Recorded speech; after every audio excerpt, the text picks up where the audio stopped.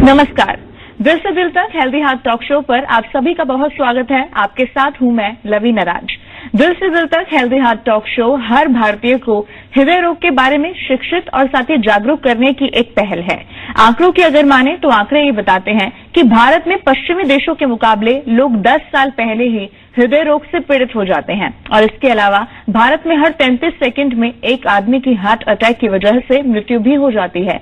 इसीलिए भारतीयों को हृदय रोग से बचाने के लिए और साथ ही हृदय रोग से जागरूक करने के लिए देश की सम्मानित इंडियन मेडिकल फ्रेटर्निटी के साथ मिलकर दिल से दिल तक हेल्दी हार्ट टॉक शो अभियान की शुरुआत 2018 में ही कर दी गई थी।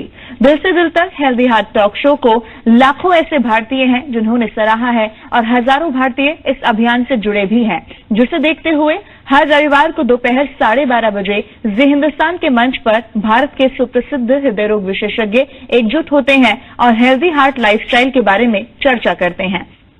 और इस श्रृंखला में आज हमारे बीच देश के जाने माने प्रसिद्ध हृदय रोग विशेषज्ञ डॉक्टर विक्रांत विजन जी आपसे रहेगा। क्या कैल्शियम स्कोरिंग, सीटी एंजियो और साथ ही स्ट्रेस टेस्ट जैसे कोई नियमित परीक्षण है जो अवरुद्ध धमनी का निदान करने के लिए किए जा सकते हैं? अगर हैं तो इसके बारे में आप जानकारी दीजिए। मैं ये बताना चाहूंगा कि कॉर्नरी एंजियोग्राफी जो टेस्ट रहता है वो आज भी एक गोल्ड स्टैंडर्ड है हार्ट की रक्त वाहिनी में ब्लॉक है या नहीं समझने के लिए। बट कुछ टेस्ट ऐसे भी एडवाइस किए जाते हैं जो हमें इंडिकेशन देते हैं कि रक्त वाहिनी में ब्लॉक है या नहीं। सबसे पहले जैसा आपने पूछा है कि सीटी स्कोर या कैल्शियम स्कोरिंग, ये समझना चाहिए कि जो कैल्शियम स्कोर रहता है ये सीटी में होता है, ये हार्ट की रक्त वाहिनी में ब्लॉक है या नहीं बताता है। इसका एक स्कोरिंग सिस्टम रहता है, जैसे कि 0 उसके अंदर रिस्क कम है। अगर 100 से 400 के बीच में रहा तो that means you have a moderate risk, और 400 से ज्यादा रहा तो आपका रिस्क बहुत ज्यादा है। लेकिन जैसे कम उम्र में पेशेंट्स को अगर हार्ट अटैक होता है तो उनकी हार्ट की रक्त वाहिनी में कैल्शियम ज्यादा नहीं रहता है, थ्रोम्बस रहता है, गांठ रहती है। और जैसे उम्र बढ़ती है पेशेंट्स को कैल्शियम बढ़ सकता है, लेकिन जब उनका एंजियोग्राफी करते हैं तो उनकी हार्ट की रक्त वाहिनी में ब्लॉक नहीं होता है जी। तो इसके टेस्ट की लिमिटेशंस है। फिर दूसरा टेस्ट जैसे सीटी एंजियोग्राफी, ये हमें समझना है कि इसके अंदर रेडिएशन का रिस्क बहुत ज्यादा है।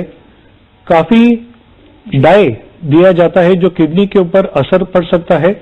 एंड ऐसे भी केसेस रहते हैं, हम लोग को बहुत केयरफुल रहना पड़ता है कि जब ये टेस्ट करते हैं तो पेशेंट का हार्ट रेट नॉर्मल होना चाहिए, इरेगुलर हार्ट रेट नहीं होना चाहिए। There are limitations to the test. And रही बात स्ट्रेस टेस्ट की, तो स्ट्रेस टेस्ट बहुत ही यूजफुल टेस्ट है एंड उसका सेंसिटिविटी, मतलब अगर 100 में से 100 लोगों का हमने स्ट्रेस टेस्ट किया तो 67% लोगों में हम बता सकते हैं कि पेशेंट को हार्ट की रक्त वाहिनी में ब्लॉक होने की शक्यता है। बट आजकल बहुत कॉमनली हम लोग कुछ टेस्ट ऐसे करते हैं हमारे ओपीडी में जिसको हम लोग 4D stress echo with contrast बोलते हैं। इस कंडीशन के अंदर पेशेंट को भगाया भी जाता है और हार्ट का स्कैन भी करते हैं और ऐसी स्थिति में 90% सेंसिटिविटी मतलब एक्यूरेसी बढ़ जाती है। डॉक्टर विक्रांत विजन जी आपसे मेरा रहेगा, टेली कंसल्टेशन के बारे में आप क्या कुछ राय दर्शकों को देंगे? मैं ये कहना चाहूंगा कि टेली कंसल्टेशन ये अभी हिंदुस्तान में बहुत अर्ली स्टेज में है। I would say it's in its infancy period. ये विश्व भर वेस्टर्न कंट्री में काफी सालों से हो रहा है, लेकिन हमारे देश में ये कोविड पैंडेमिक की वजह से अभी इसकी एक्सेप्टेंस ज्यादा है। इसके कुछ अच्छे एडवांटेजेस भी है लेकिन डिसएडवांटेजेस भी काफी है।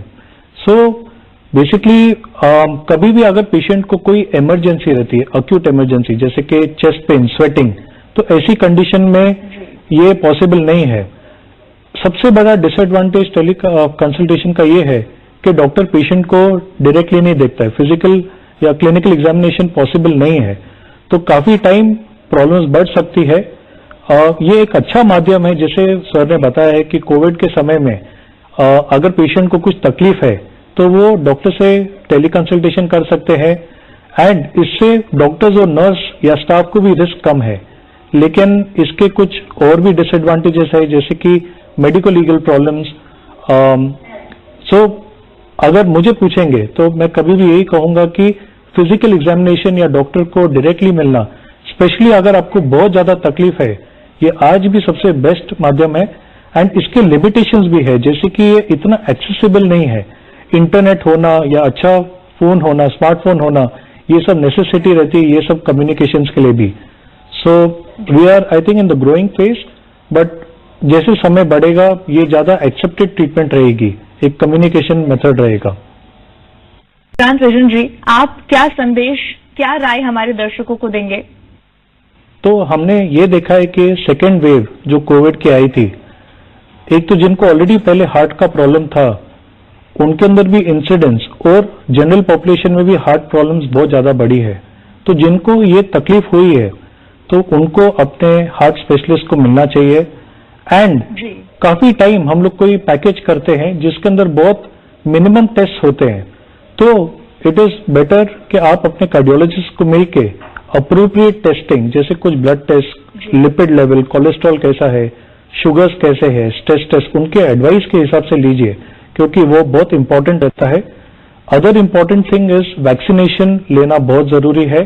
सोशल डिस्टेंसिंग का अभी भी बहुत वापर करना चाहिए, क्योंकि अभी बता रहे हैं कि नियर फ्यूचर में थर्ड वेव आने का भी रिस्क है।